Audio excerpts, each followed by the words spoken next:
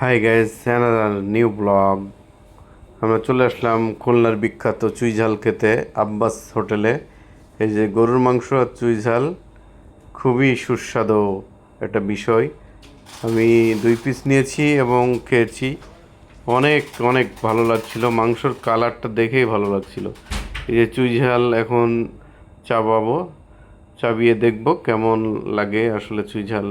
এই যে চাবাচ্ছি, দেখুন অনেক ঝাল ঝাল ভাব একটা থাকে চুই ঝালের।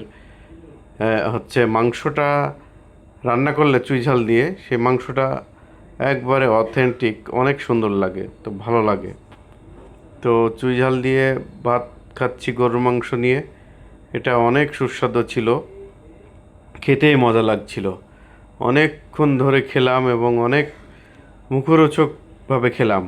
আমার খেতে খুবই ভালো লাগছিল এবং হোটেলের যারা ছিল তারা সবাই আন্তরিক ছিল এবং হচ্ছে রাজের রাজকন্যা বলে একটা মেয়ে ছিল, সে খুবই সুন্দরভাবে আমাকে পরিবেশনা করছিল। আমার ভালো লেগেছে ওদের আচার ব্যবহার, অনেক হ্যাপি আমি। চুই ঝালের পাশাপাশি এই যে দিয়েছে রসুন, 2 পিস রসুন ছিল এবং ভর্তা ছিল, সেগুলাও খেলাম। খুবই ভালো লাগছিল খেতে। এই যে দেখুন, আব্বাস হোটেল, খুলনা 0 পয়েন্ট, খুলনা। এটা হচ্ছে অত্যাধুনিক। এদের 2টা শাখা আছে, একটা সোনাডাঙ্গা, এর দ্বিতীয়টা হচ্ছে 0 পয়েন্ট। এই যে ভর্তা, এই যে মাছ ভর্তা, টার্কি মাছ আর হচ্ছে চিংড়ি মাছ ভর্তা।